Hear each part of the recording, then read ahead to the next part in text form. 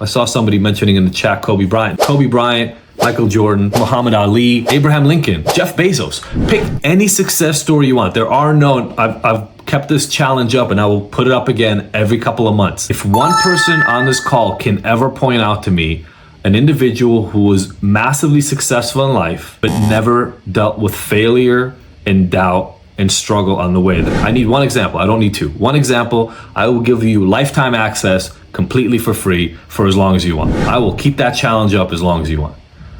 Mostly because if you start researching this shit, you will realize that it just doesn't freaking happen. Everybody wants Jeff Bezos money. How many people are willing to work in their garage for 15 years when everybody thinks they're crazy, making absolutely no money, trying to build something that nobody's built before? Or how many people are willing to, I'll take the Michael Jordan thing, right?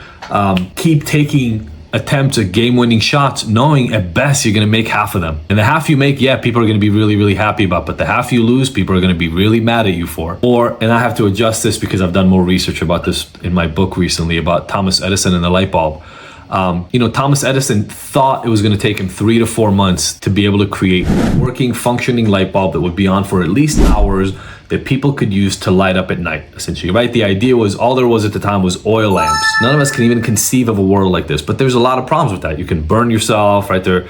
You have to transport the oil to get it, or you can run out of it. So the idea was, he thought it was gonna take him a couple of months to come up with a light bulb. Well, it took like 14 months. And it took 14 months of his entire staff. He was a very famous inventor by that point.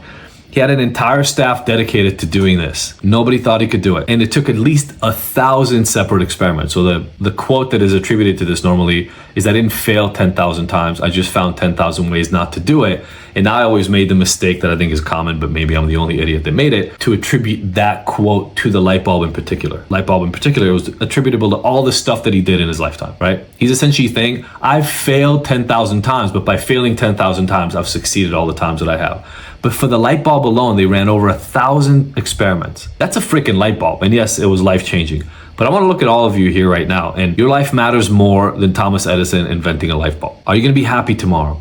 A month from now, is your life going to be good? 10 years from now, are you going to be where you want to be? And if he was that dedicated to creating a goddamn light bulb, you better get that dedicated to making your own life better. You better just be able to wake up in the morning and, you know what?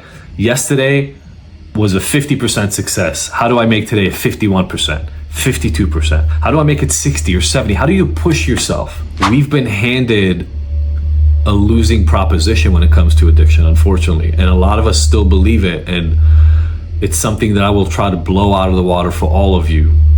But this is probably the hardest piece to get in this conversation. We've been told that we are alcoholics or addicts, and that there's a thing about us. It makes us different than other people. How many of you know what I'm talking about there?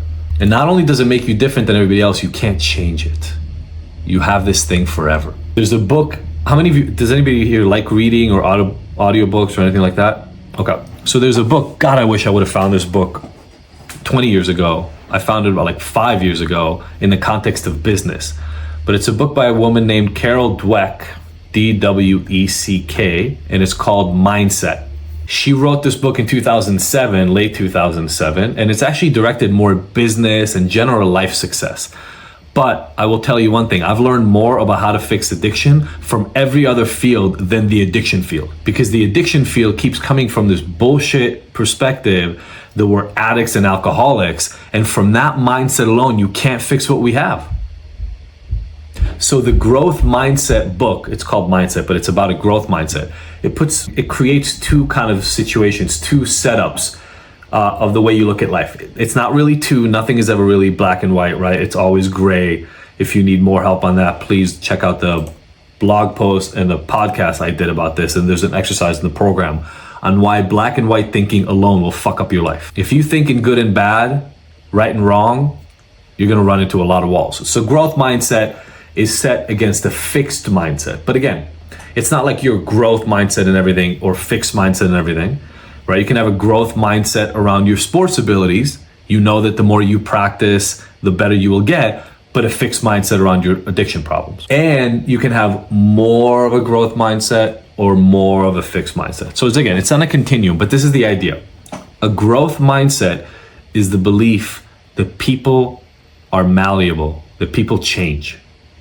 It's that simple. A fixed mindset is the idea that people stay the same. Now, here's where you're gonna have to start really watching out for this in your everyday life. You will say things like, I'm not good at math, fixed mindset. Oh, I suck, I have no attention. I'm not a morning person, fixed mindset. All these ways you talk about yourself and other people say, I am the way I am and I can't change. And what Carol Dweck's research has shown over time is that a fixed mindset makes people not try to change. They don't pursue opportunities for growth because they don't think there's any use in it. And so then they stay the same, which they use as proof that they're not changeable. A growth mindset simply says this. It doesn't say I will change in this. It says I can change. Everybody can change.